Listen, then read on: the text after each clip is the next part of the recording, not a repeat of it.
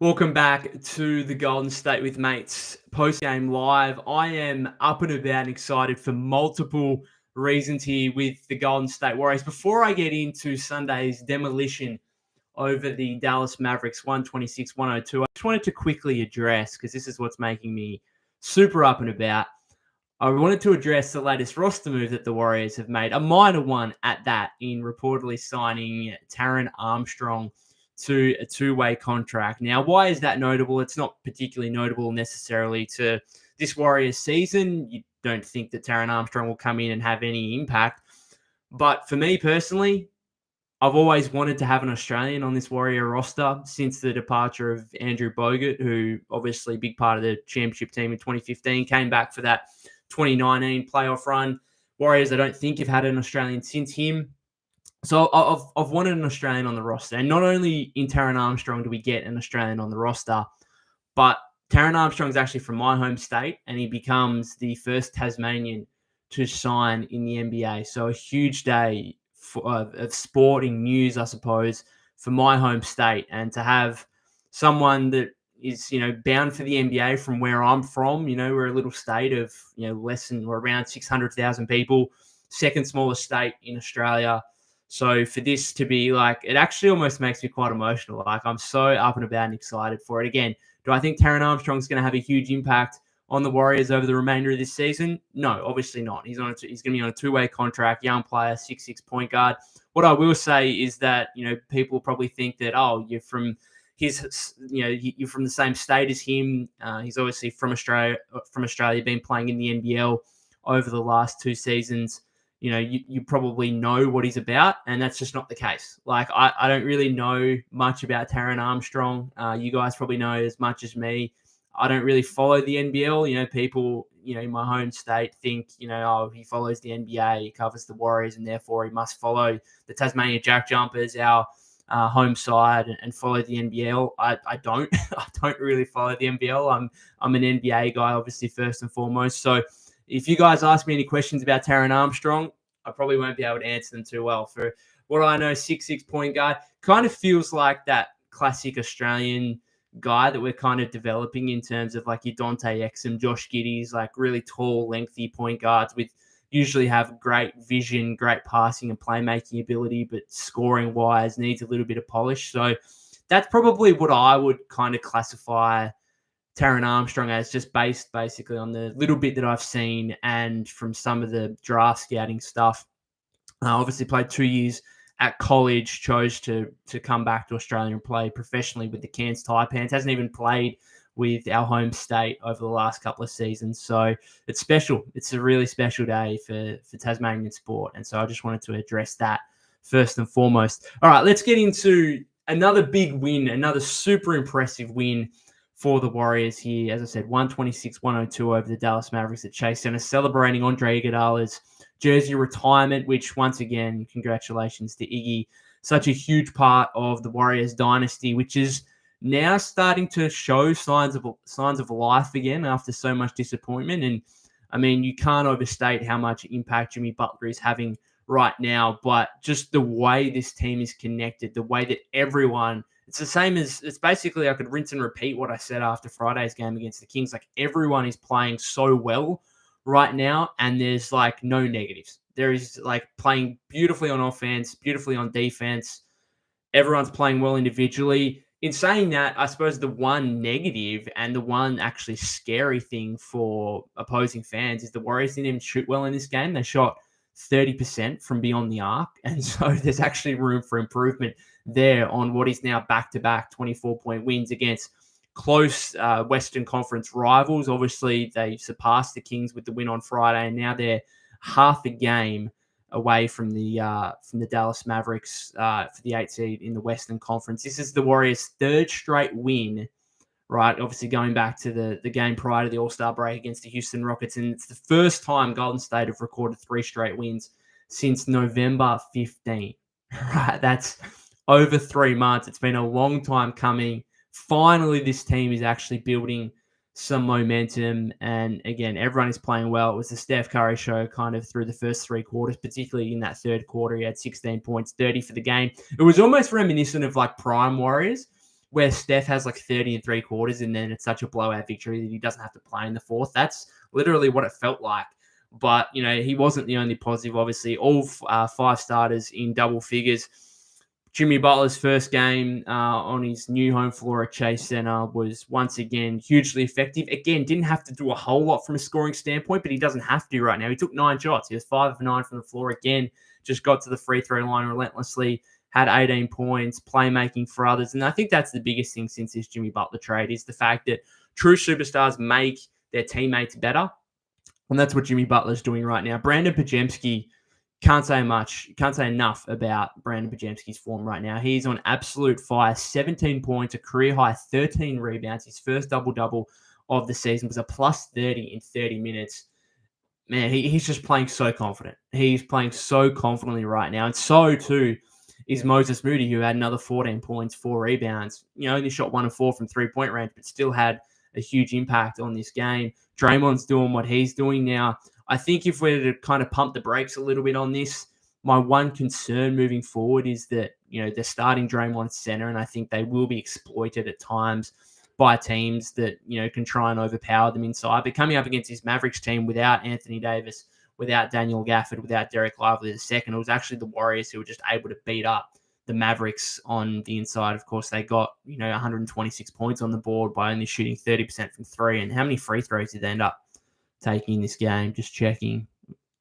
They went 20 of 23 from the free throw line. That's the other thing about Butler is not only are the Warriors now getting to the free throw line a lot, they're actually making their free throws because Butler went another 8 of 8 in this game. So, man, it's hard to contain the excitement. It's really hard. This is the best I've felt about the Warriors for, I don't know, a long, long time, because even 12-3 at the start of the season, that was all strength in numbers, all the depth pieces working really well. This feels far more sustainable because you've got a second legitimate superstar player in there and he's making everyone else better around him. And I think that's the true value that's lying in Jimmy Butler right now. All right, just to get to your guys' comments here.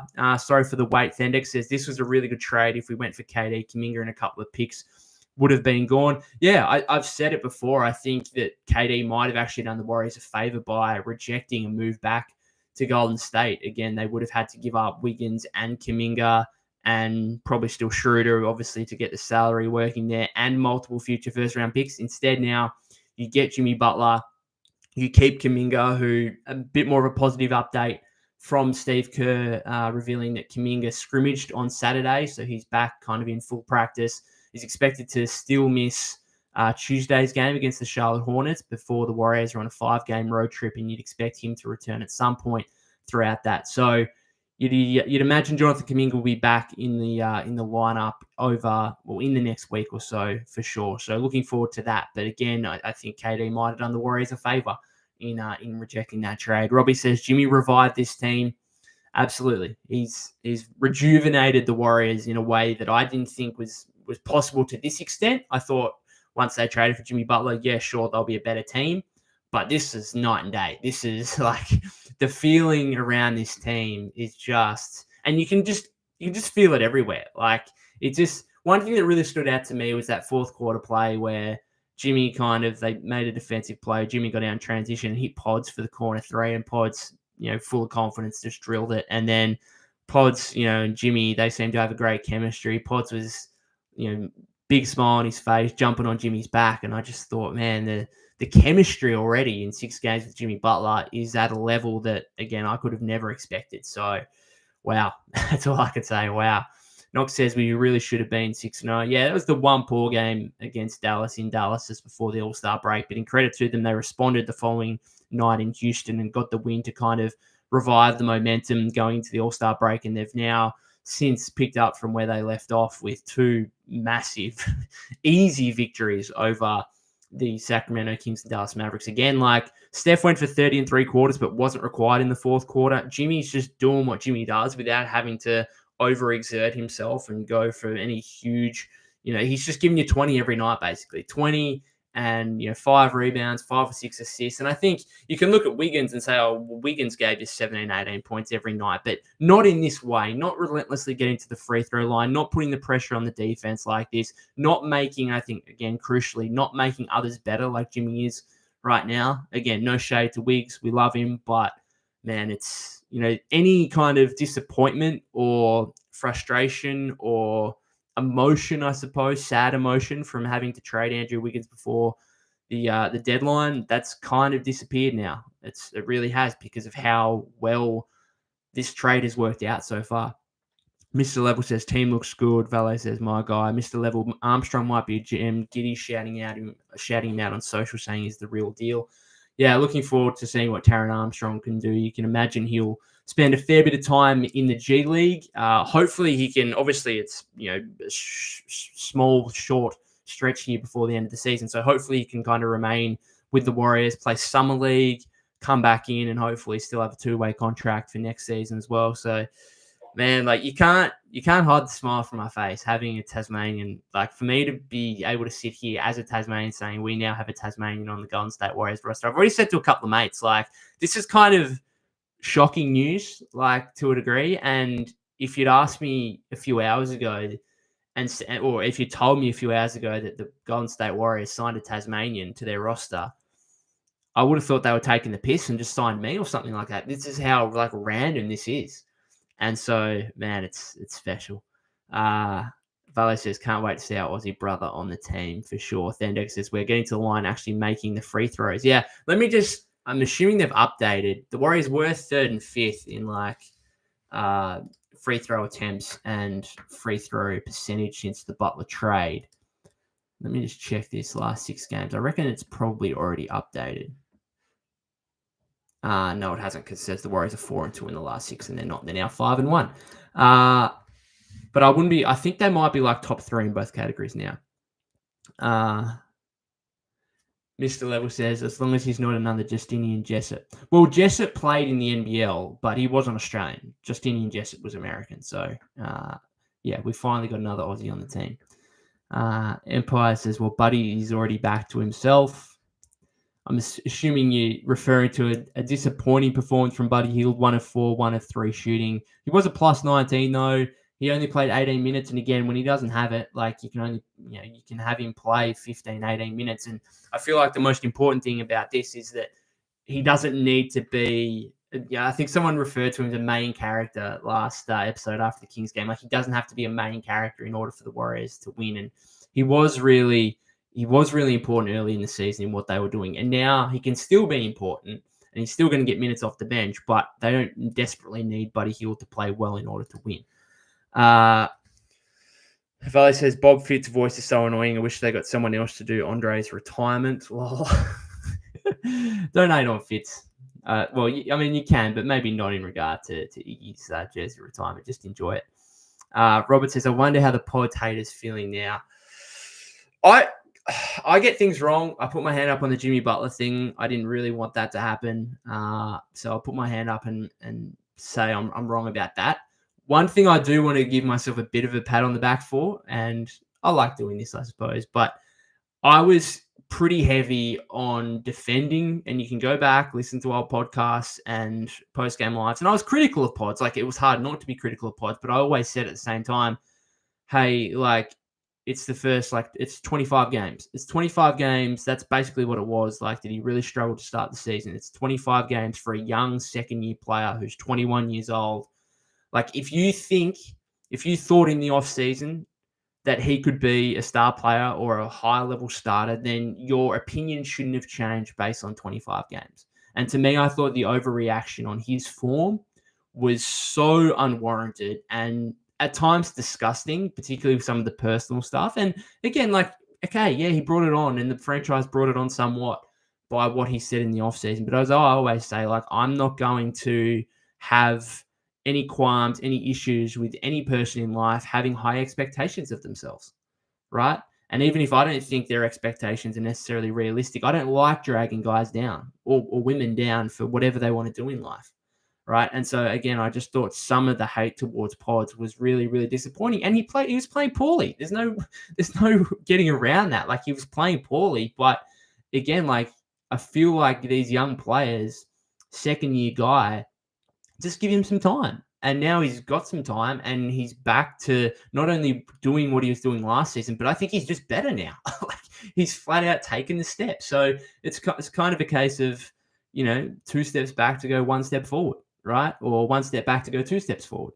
Like, and so, shout out to Pods, man. I'm so proud of him, so proud of how he's been able to work through not only his own struggles to start the season, but how much hate he was getting from the fan base. Like, people were legitimately just ripping into this guy, not only for his basketball stuff, but other stuff as well. And yeah, huge credit to him. He's like been huge for the Warriors, even when he's like not shooting the ball overly that well. And that's still going to be, a huge factor for him moving forward in how valuable a player he can be. But yeah, like, he's still able to impact the game in so many different ways. Like, it's him and Moses. I think one of the most special plays in this game for me that just kind of sums up, how good Moses and Pods are going together right now is the block that Moses had on Kyrie in that, was it late third, early fourth quarter? Might have been early fourth quarter, where Moses blocked Kyrie at the rim, like a surprising block. You thought, Kyrie had a layup. Moses got him. And then Pods got out in transition and finished a pretty tough Euro layup in transition. And I just thought, wow, like, that kind of surmises where the Warriors are at right now. Like, these two young guys are feeling so confident, are playing so well right now. And that's the beauty of this team. Like, everyone's playing well and everyone's taking a collective step or multiple steps forward in this surge so far. Robbie says, doing this without JK is great to see. We can get even better. Yeah, I think it's really interesting to see some of the lineups that Steve's throwing out there, and I don't mind them. Like, starting that fourth quarter, and you had 4 starters out on the floor with Pods, Jimmy, Draymond, and Moody, and then you had Quentin Post there at the 5 as well. And you look at some of like the second unit stuff, where again the Warriors have kind of got Jimmy, Dre, and Pods together. And they're just going to overpower so many teams in that scenario. And they already have. Like, they basically broke the game open in the first half against the Kings on Friday. I think they were another like plus 11 or something without Steph in the first half of this game. Like, they are just going to overpower teams.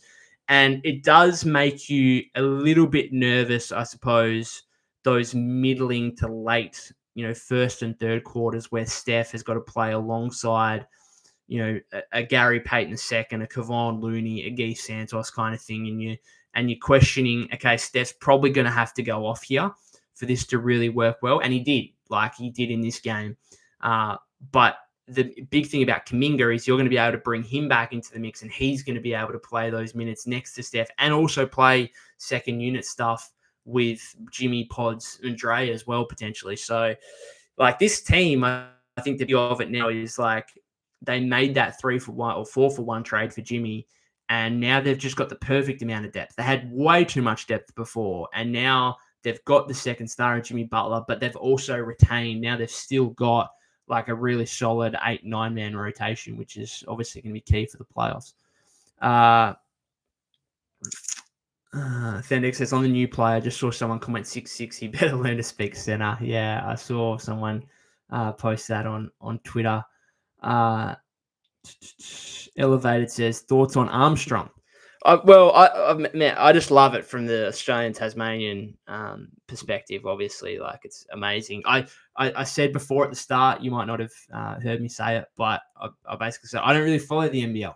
I don't really follow many of the Australian guys unless they're in the NBA, obviously. So, or obviously playing on the national team. So, my thoughts on Taran Armstrong are as much as you. I kind of refer to him as he's this kind of classic Australian modern day player, like a Josh Giddey, like a Dante X, and maybe even like a Ben Simmons to a degree, where those guys grow up playing kind of point guard, ball handling, playmaking, and therefore come to the NBA and have elite vision, elite playmaking, and stuff like that.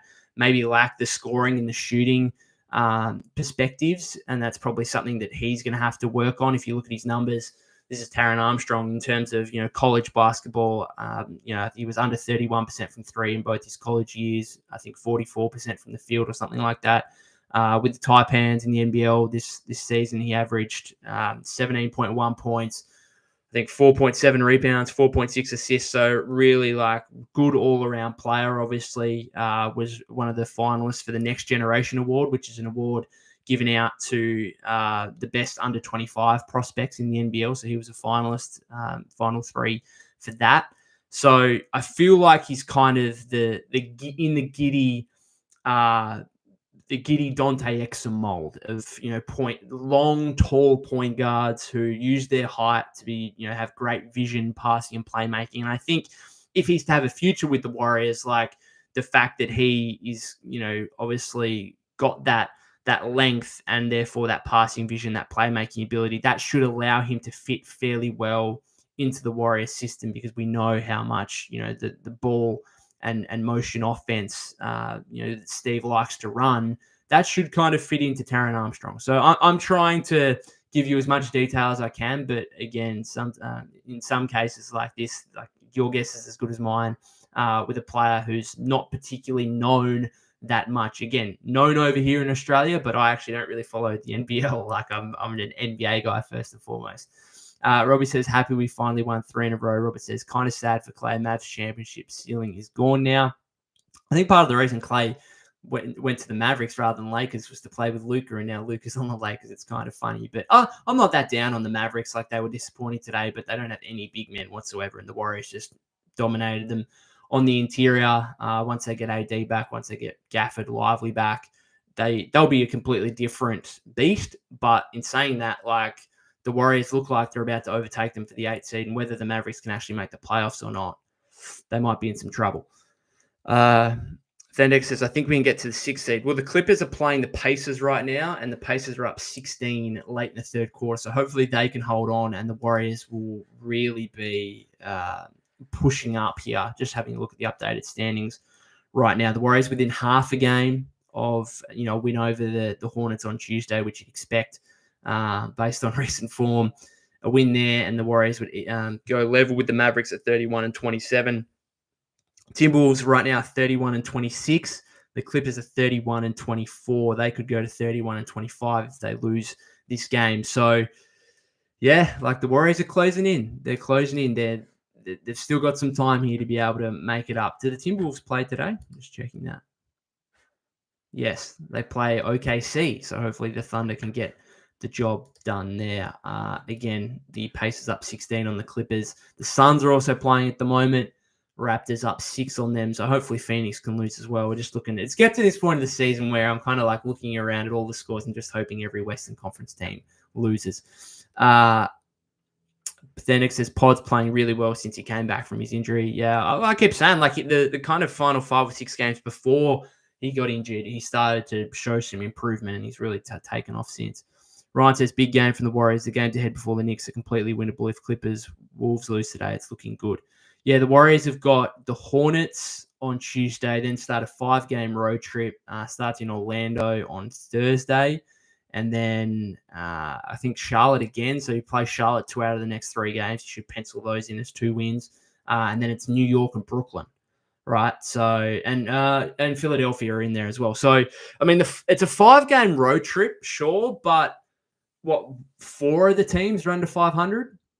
Brooklyn, Charlotte, Philadelphia, and Orlando, are all below 500. So you'd actually think the Warriors probably should be going at least 4-1.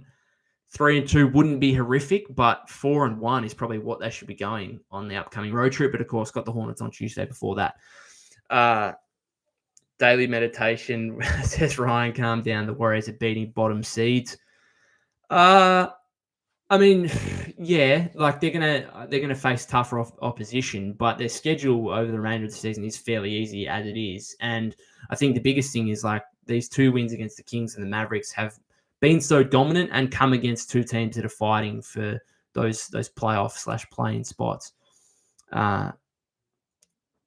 Ryan says, this is great. Early this season, the Warriors lost to Raptors, Spurs, Nets. Yeah, like there was a point a month ago probably where you thought, can the Warriors, like, do you feel confident about the Warriors beating anyone?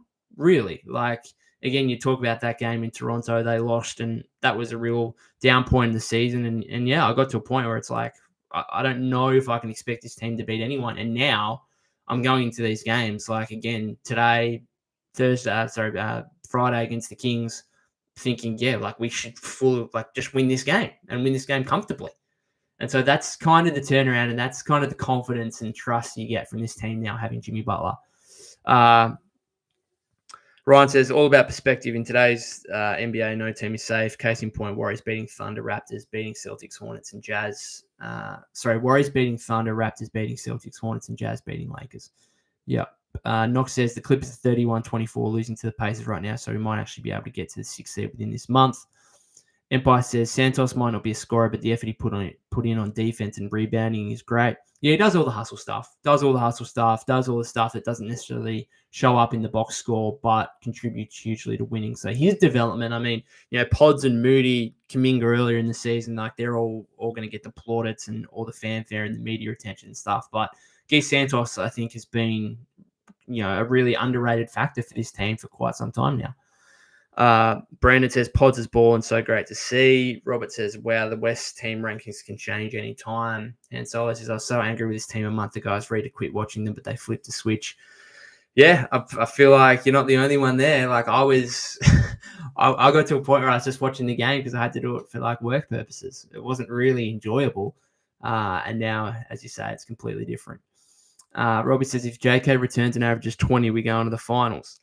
I'm not sure he's going to pick up and just, take off from where he left in averaging. I mean, he averaged 25 points before he got injured in the final 6 games or so prior to that untimely injury. But, if he can come back, I don't even think he needs to give you 20. If he can give you 15 to 18, it's going to be pretty important for this team. And so there's still plenty of growth here for Golden State with Kuminga coming back and the fact they win a game like this, shooting just 30% from 3. Tony's top text says, where can I watch the retirement jersey? Well, I think it's been done and dusted. Has it finished up now? I'm not sure. I haven't tuned into it. It's a good question because I was trying to watch it, but you can't watch it on the League Pass or anything because the Warriors home broadcast obviously didn't broadcast the game. It was on ESPN or whatever it was. So I'm actually not sure. It's a good question. Probably going to have to be something we watch on replay. Knox says the only acceptable loss is probably the Knicks in these road games. Agree with that. Daily meditation, just trying to calm things down a bit. The Warriors will not even make the finals. Yeah, I think we've got to get to the playoffs first. Han Solo says the defense looks championship level. Yeah, a couple of possessions in this game where like the Warriors, like, I don't know, they're switching and stuff like that. It's just on point. Like they are making their rotations so crisply and not leaving 3-point shooters. And it helps a bit when you got 5 guys out there who can, in the starting lineup, who can all move their feet and move quickly around the floor. And there are going to be issues, I think, when they come up against, offensively talented big men. But right now, I think you'd probably say I've been more impressed with the defensive end and just the chemistry they've built on that end, even more so than the offense. And the offense has been really good. So, there's so many positives. HR says we dodged the Paul George bullet. No doubt about that. Could have had Paul George in the offseason. There was even reports that the Warriors kind of called the 76ers about George before the deadline. And I was like, what are you doing? Are you that desperate for a quote-unquote star that you're willing to go get Paul George, who's on a huge, exorbitant contract that is nowhere near his value on the floor? And I thought that was, what are you doing? So fortunately, they didn't go down that path after trying obviously pretty hard in the offseason as well. HR says, I would rather have Jimmy Butler than Kevin Durant. I think as a player, like I think KD's a better player than Butler. But again, going back to what we spoke about before in terms of the trade package you would have had to give up for Durant, I think I prefer having Butler, Kuminga, and multiple future first-round picks. Hantos says Butler brought out the hidden dog in the whole team. Fair. Jay says, do you think the Warriors will sign Kevin Knox to a contract? I do.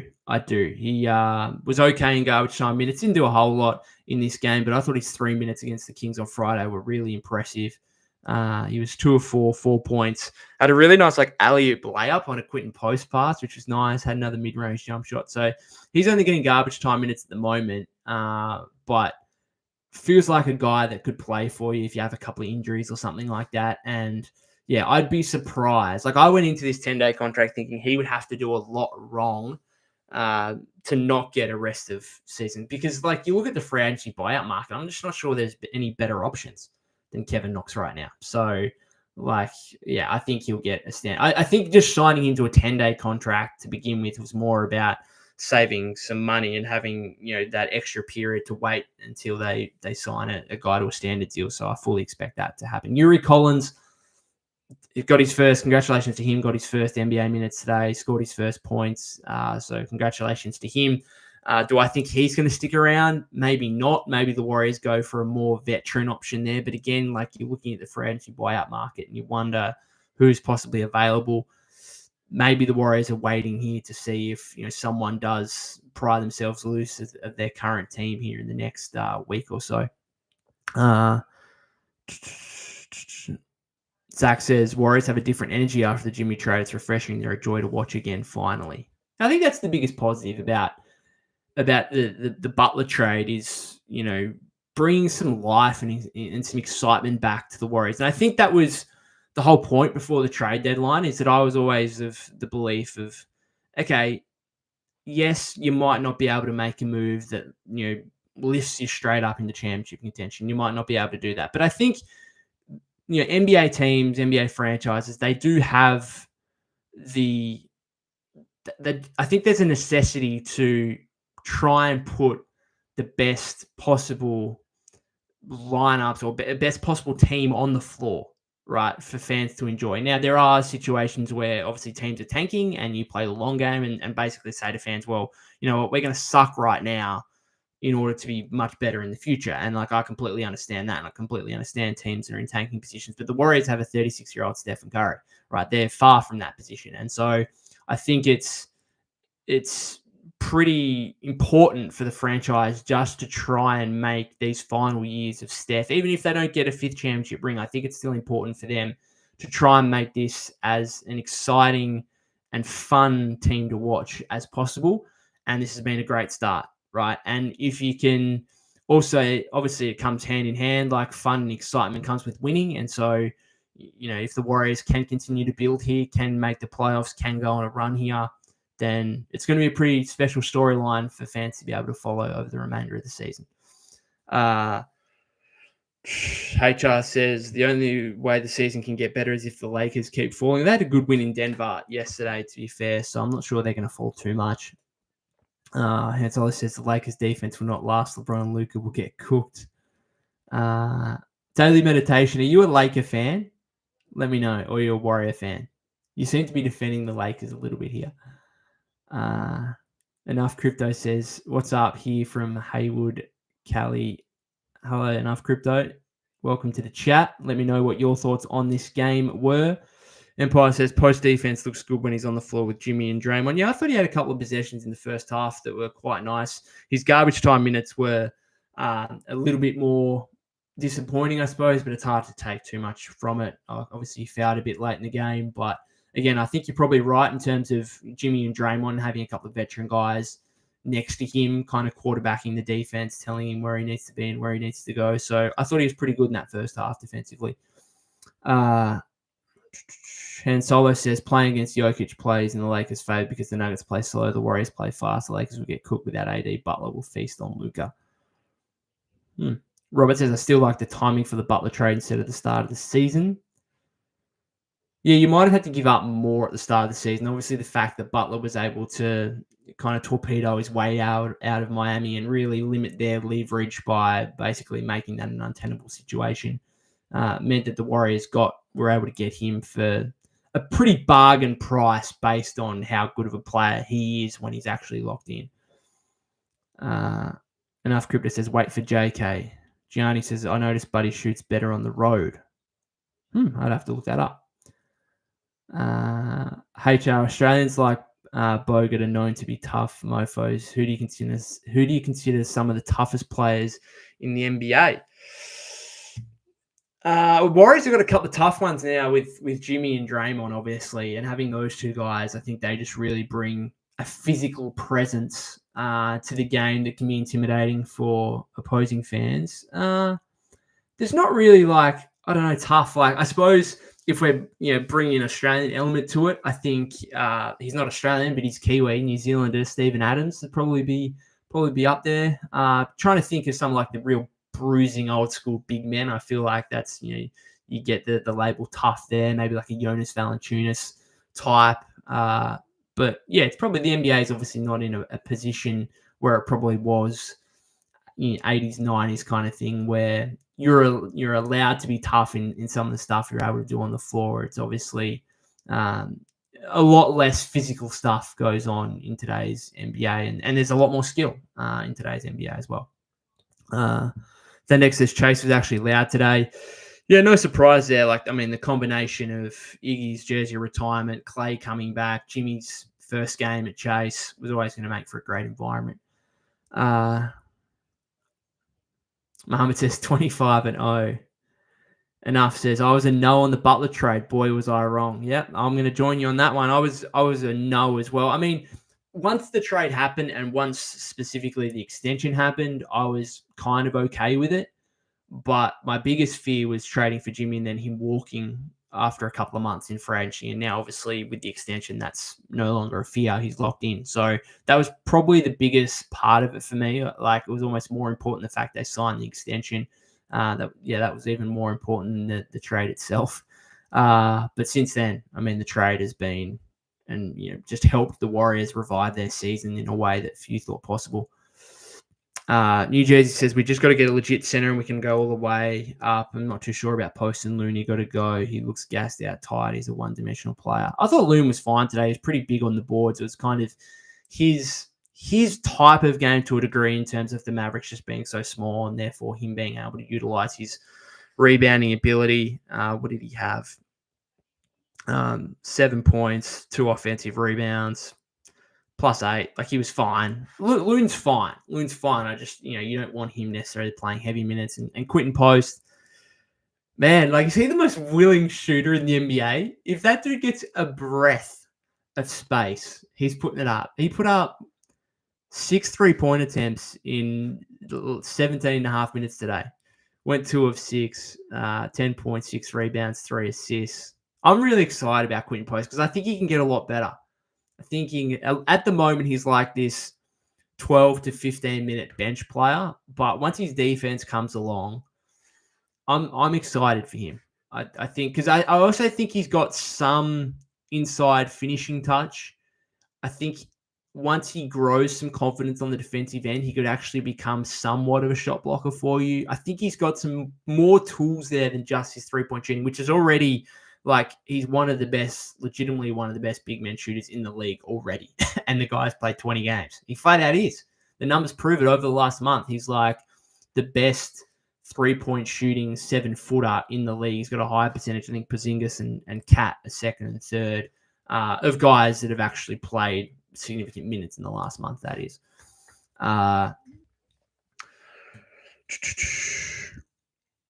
J-Dub says, go look at the Lakers' schedule. They're about to lose a bunch of games. We'll wait and see. I'm not here to talk about the Lakers. Here to talk about the Warriors. Mohammed says, feel bad for Moody. JK likely taking his role in minutes when he returns. Disagree. I think the way this starting lineup's looking, I think Moody continues to start. Now, do his minutes get shaved a little bit? Yeah, possibly. But again, I look at a game like today and where Kuminga can fit in. Santos played 20 minutes. Well, there's Kuminga's minutes right there to start with. I think Santos, as good as he's been, as impactful as he's been with all the hustle plays, I just flat out think Kuminga's obviously clearly a huge upgrade on him, and therefore, I think Gee will probably be out of the rotation. You're looking at GP2 getting 11 minutes. Is that, does he have to play at all? Can Kuminga take those minutes? Even, could you get it? I know Buddy needs his space. You need Buddy out there for his spacing, but, that closing lineup in the first half when it's Steph, Pods, Buddy, Jimmy, Draymond. Well, I mean, that should be Moody instead of Hield. I don't think Hield should be closing the first half. And I think when Kuminga returns, I think the most obvious closing lineup will be Steph, Pods, Jimmy, JK, Dre. To me, that's just an obvious closing lineup that I think we'll see plenty of.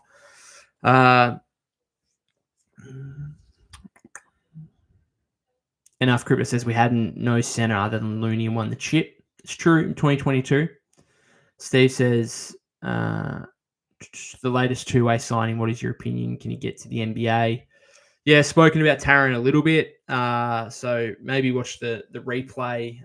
Kind of started out speaking about him. But just quickly, again, for I think the third time I've mentioned, feels like he's a kind of prototypical Australian point guard, like a Josh Giddey, like a Dante Exum, where, tall, lengthy, gives him great passing vision, excellent ball handler and playmaker. Questionable outside shooting, which is probably going to be maybe the biggest determining factor on whether he can make it or not, but put up over 17 points, 4.5, 4.7 rebounds, 4.6 assists in the NBL this season. So put up big numbers. Again, the shooting efficiency is going to be important for him, but the Warriors, is he going to be maybe a little bit higher upside than Pat Spencer? We know Pat Spencer's on a two-way contract as well at the moment. Pat's 28. Maybe Taran Armstrong, with youth on his side, with maybe a little bit more upside with his size, might be a better option moving forward on a two-way contract than Pat Spencer. Muhammad says, Clippers getting whooped by the Pacers. Thunder will cook the T-Wolves. Fifth seed, here we come. Jeez, we're thinking about the fifth seed. Wowzers. HR says, is TJD out of the rotation this season, or do you see a path back? I don't see a path back, unfortunately. A path back would have to be injuries, like Looney, and one of Looney or Post, if not both, would have to get injured, and hopefully that doesn't happen. It's tough to see. I don't know. I don't have too many qualms with TJD because he's like on such a low contract, and so if this guy just sticks around for the next couple of years and doesn't play a whole lot, like I think maybe a huge off season and he can bounce back next season. I think that's possible. But in terms of this season, I think he's in some trouble. J-Dub says, you're still wrong about Jimmy if you think the Warriors aren't championship contenders. The way this team's playing right now, they are playing like one of the best teams in the NBA, and therefore maybe they are championship contenders. My one huge question mark, obviously, still though, is the fact they remain the 9th seed in the Western Conference, right? And that they aren't going to get any higher than 6th, I don't think, and therefore they're going to have a pretty tough first round matchup. So they're a long way back still, but based on current form, they look amazing. HR, this team def has a puncher's chance or better. I think we're the third best team in the West right now. Are you saying behind the Thunder and the Nuggets? Because I can see the argument. Let's go. What team concerns you the most? I think. What team concerns me the most? I think in the West would probably be the Nuggets. I think we actually match up weirdly well with the Thunder. Even before the Jimmy trade, we matched up fairly well with the Thunder. So I think the Nuggets, just because the Warriors just don't have an answer for Jokic. I think the best answer for Jokic is to probably play small, just to let Jokic go for 40+, hope that other guys don't get hot, and hope that you can kind of, when you do get stops, you can kind of try and get out and transition, play really quick, and try and quicken up the game as much as possible to take Jokic out of rhythm, make him work defensively as well. I think that's probably going to be the Warriors' best chance against the Nuggets. So I think they'd have a chance. I just think that would probably be the team I'd least like to face because I think Jokic is the best player in the world. He always tends to figure stuff out. Didn't necessarily in the playoffs last season, but like he's so good and the Warriors just don't really have a big body to match up with him. Other than that, like I think the Thunder would obviously be clear favorites against the Warriors in a playoff series, but I actually think like the Warriors, we have matched up well against them, and now we've got the Butler piece in there. So, yeah, as HR said before, we've definitely got a puncher's chance against anyone. I think, as Draymond kind of said during the All-Star break, I don't think this team really fears anyone in the West.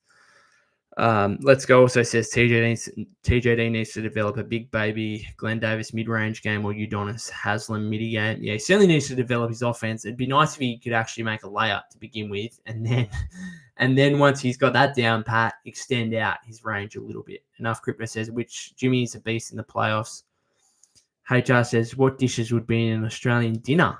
I think just a classic Aussie dinner would be just a barbie, I reckon. Just a good old-fashioned barbecue. Had a few of those over the summer. Hot day, nice cold beer, snags, couple of burgers.